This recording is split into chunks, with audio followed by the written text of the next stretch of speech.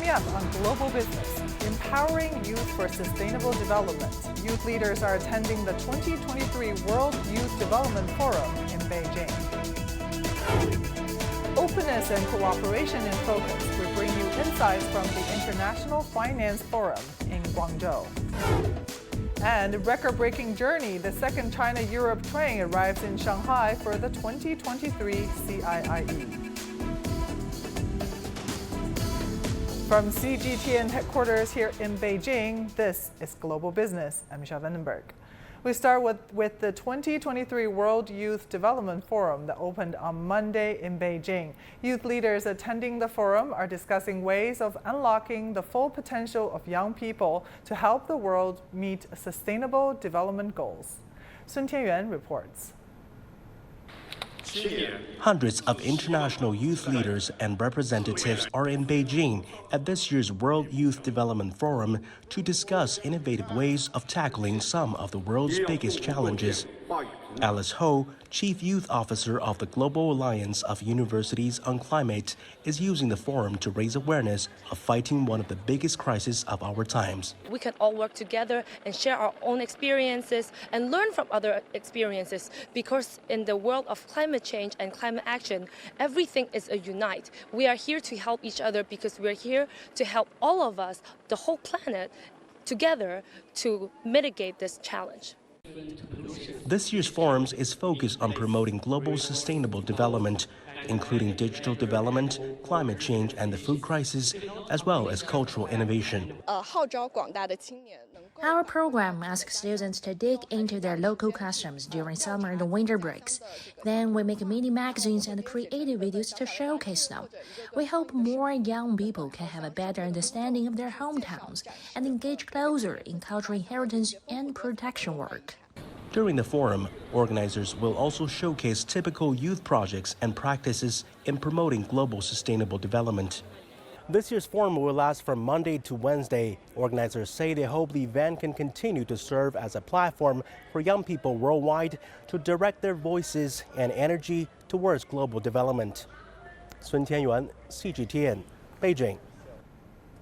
Today is the first day of the forum, which featured the Global Youth Development Action Plan, showcasing the first batch of 100 exemplary projects. The implementation of these projects involves youth organizations, social enterprises, media, think tanks, and universities in 43 countries. By selecting and promoting actions contributing to global development and youth development, it seeks to strengthen cooperation between young people. Our Aaron Liu spoke to some guests. And discuss with all the young leaders, the esteemed partners, and the government delegates around youth challenges, but also their solutions to advancing progress on the Sustainable Development Goals. The Generation Unlimited is a public-private youth partnership anchored in UNICEF, and its mission is to unlock the potential of what is basically the largest youth generation in history, so that we can advance economic and social change. Is to truly come and share experiences of what has worked and what has not worked in terms of the promotion of youth development and particularly youth employment. Having young people come together, share their experiences, but also voice their challenges and their needs is very important to echo and translate these ideas into action. Efforts to build youth development-oriented cities are gaining momentum across the nation. Shanghai has been developing urban areas more tailored to youth development starting from 2023. As of June this year, Shanghai has accelerated the construction of affordable housing, adding 304,000 affordable rental housing units. The city is also building 15-minute employment service stations. These stations are dedicated to helping generate youth employment by analyzing job demands and assessing the skills of potential employees. It's expected that by 2025, over 500 such stations will be operational. Meanwhile, Chengdu has been offering comprehensive public employment services, holding over 4,000 youth career promotion activities such as each year to support university graduates. It's also established 26 youth talent stations across 23 districts, providing 7-day free accommodation for young people seeking employment in Chengdu. Tech Hub Shenzhen boasts a vibrant environment with an average age of 32.5 years old. Young people play a pivotal role in fueling the city's urban innovation and growth. By the end of 2022, the Shenzhen Hong Kong Youth Innovation and Entrepreneur Hub, an international service platform, incubated 737 entrepreneurial teams, 451 of which are from outside the Chinese mainland, including those from Hong Kong, Macau, and Taiwan regions.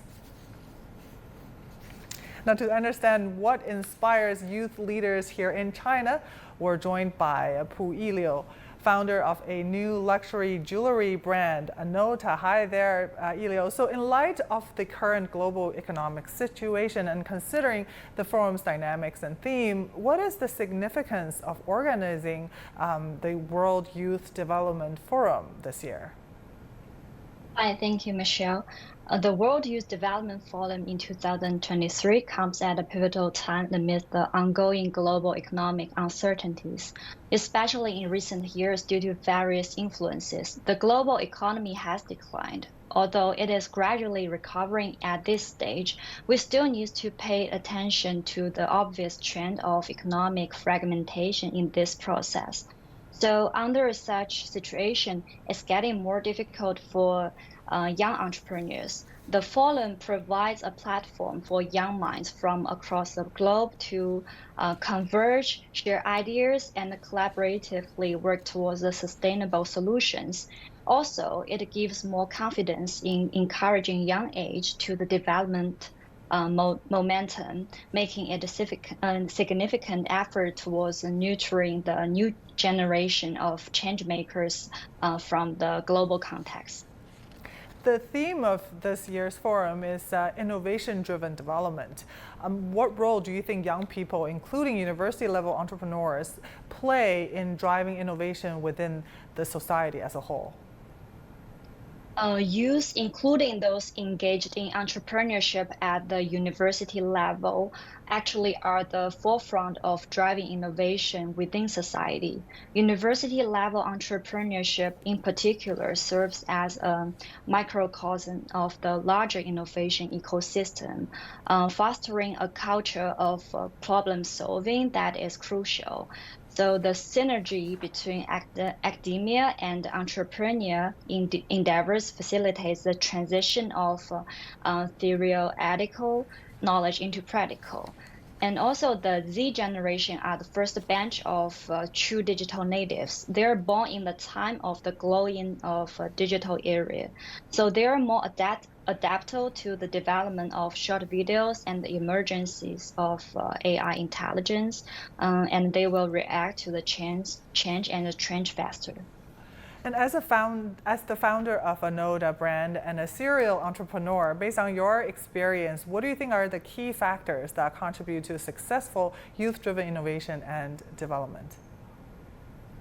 Okay, as the founder of Anota, a name composed of not A, standing for A as more than A, I believe that things should not be defined. So there's a lot of possibilities. Just to come to the topic, my journey has underscored the importance of several factors. First of all, passion and creativity. Failure is a part of life and also is a learning mechanism, but passion and consistency will drive you to face failure and to stimulate innovation. Sometimes you will grow faster when you fail again and again.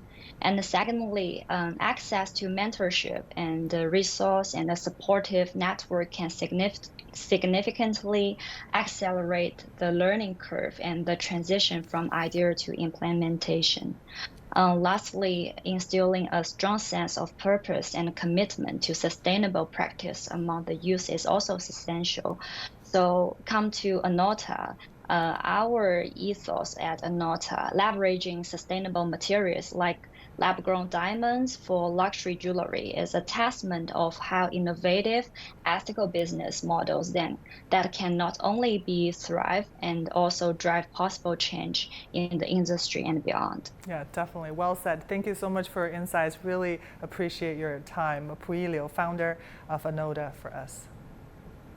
Speaking of innovation, the new Cornerstone Investigator Program, established and endowed by China's tech giant Tencent, has revealed its second batch of funded researchers in Beijing. The program is dedicated to fostering innovation and addressing critical scientific challenges.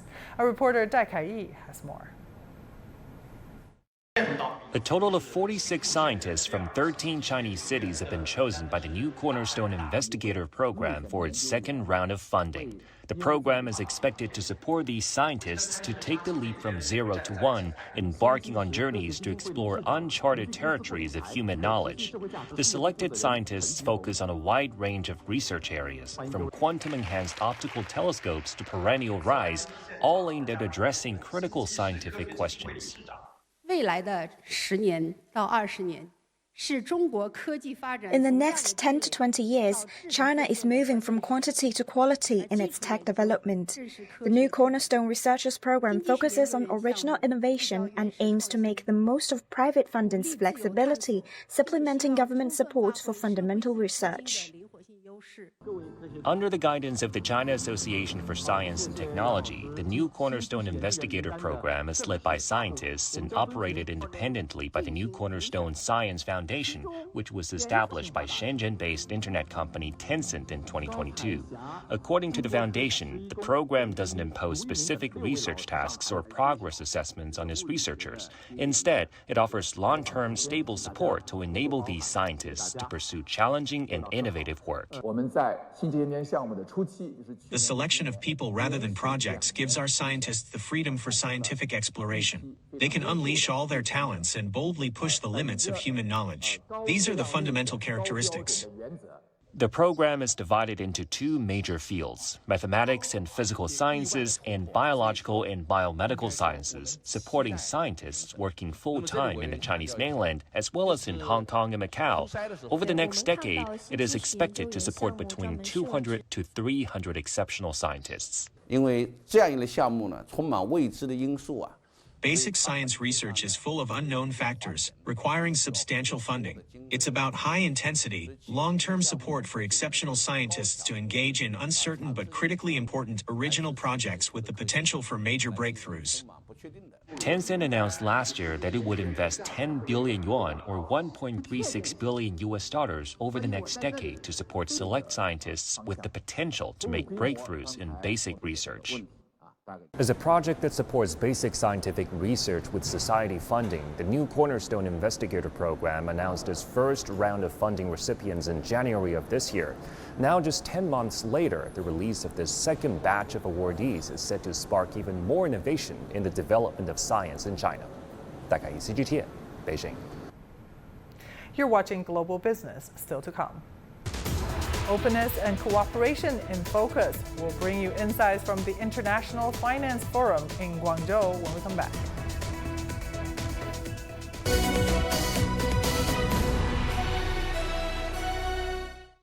Join us in San Francisco on November 14th through 16th for the most influential meeting of the world's leaders and business executives in the Asia Pacific.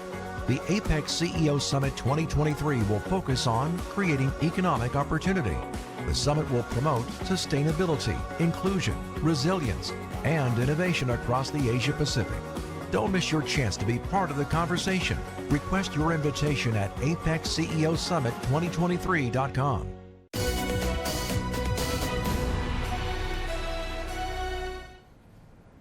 The outlook for the global economy, China's future role in international markets, and much more were discussed at the 20th International Finance Forum in southern China's city of Guangzhou. Attendees from the IMF, World Bank, and the UN were all in attendance.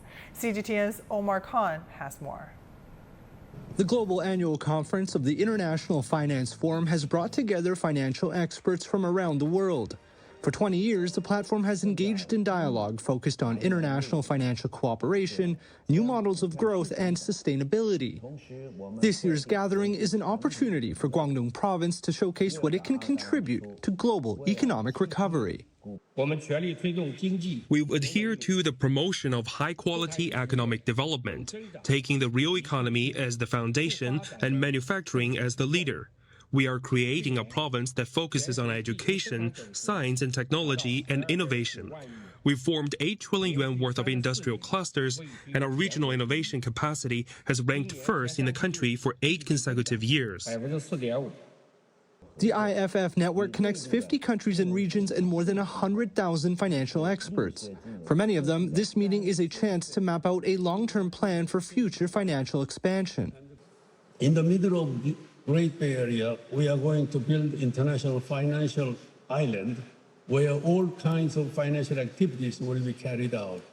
Many financial institutions, both Chinese and international, will take seats in this island, working to promote Great Bay Area as one of the best financial centers of the world. Last year, Guangdong's foreign trade reached 8.3 trillion yuan, 1/5 of the national total. But putting aside its traditional prowess in the sector, the Southern economic powerhouse aims to transform itself and become more than just a factory of the world. Though much of the focus of this gathering has been looking at possible solutions to the turbulence being felt throughout the global economy, financial experts are also looking at the opportunities presented throughout the Greater Bay Area, new forms of sustainable finance, and perhaps most importantly, how the Chinese economy can play a vital role in fueling global economic recovery. Omar Khan, CGTN, Guangzhou. The global annual meeting of the International Financial Forum has released a report on global finance and development. It estimates global growth will slow further this year to 3.1%, lower than the 3.4% in 2022, and remain at the same level in 2024. It forecasts China will grow at 5.2% this year and 5% in 2024. The report also stresses challenges like lingering inflationary pressure and geopolitical tensions that could lead to global economic and financial fragmentation. The report suggests the global community should work together to pursue international cooperation and multilateralism in dealing with common challenges, which also include reducing poverty, protecting the environment, and mitigating climate change. Earlier, our Zheng Junfeng spoke to Zafar Uddin Mahmoud, who is the former special envoy of the China-Pakistan Economic Corridor, to get his insights on bilateral relations. Have a look. Zafar, you've worked both in China and Pakistan for many years. In which areas are the two countries working together on? And in what more areas are you suggesting the two countries can complement each other and benefit each other's economy? Well, China and Pakistan, they are enjoying best of relations. We have comprehensive cooperation agreements in every field, and especially from the Belt and Road Initiative, Pakistan has benefited a lot. And I still see there is a lot of potential and scope to attract Chinese investment into Pakistan. The investment, which is labor intensive, because as we have seen, that China is phasing out from the labor intensive industries to the quality and value added industries.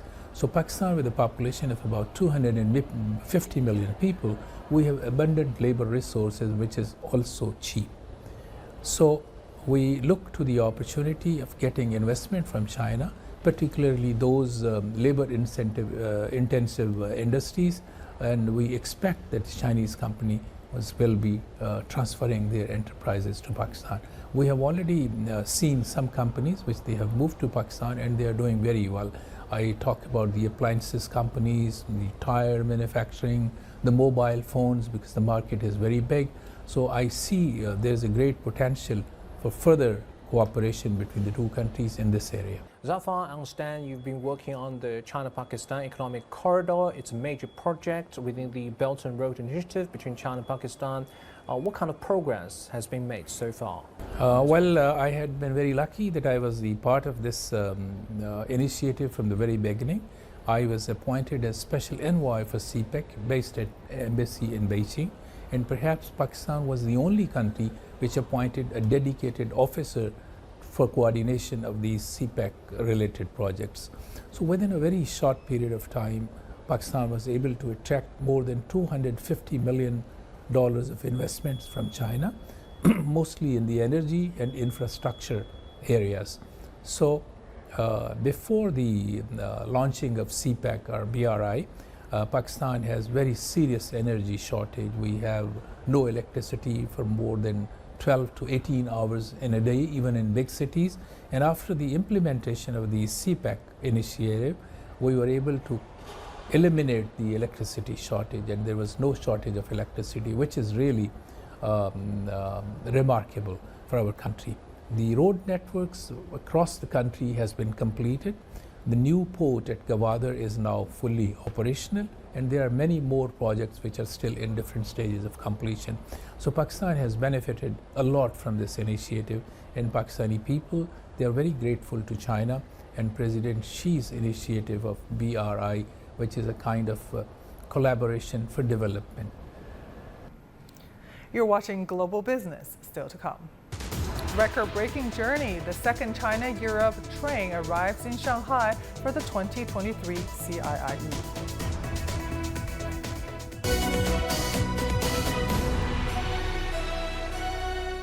The world economy as we know it is about to change. Global business reports highlight emerging markets, developing countries, and dynamic sectors worldwide. We feature top analysts and newsmakers to provide perspectives on every facet of business. From an on-the-ground perspective, we provide you with balanced and objective assessments. Fast, sharp, and insightful. Global Business, only on CGTN.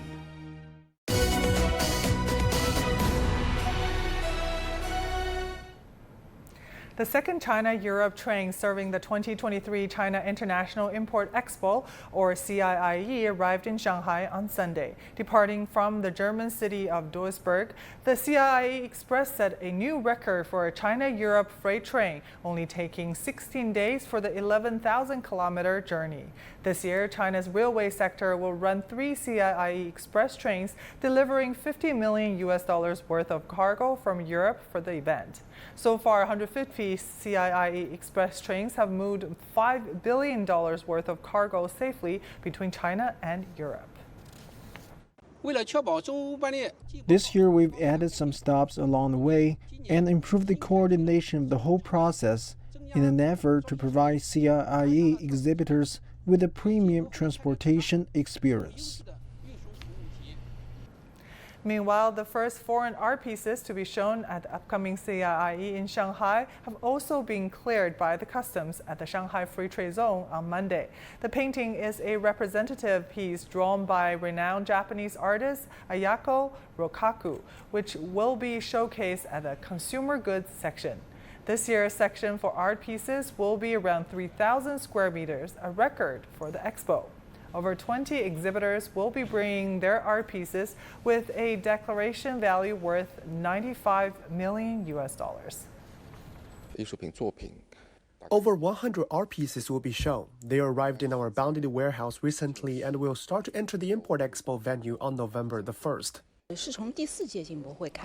The Art and Culture section was first set up at the 4th Import Expo, and the number of artworks declared to be showcased to the public has been increasing.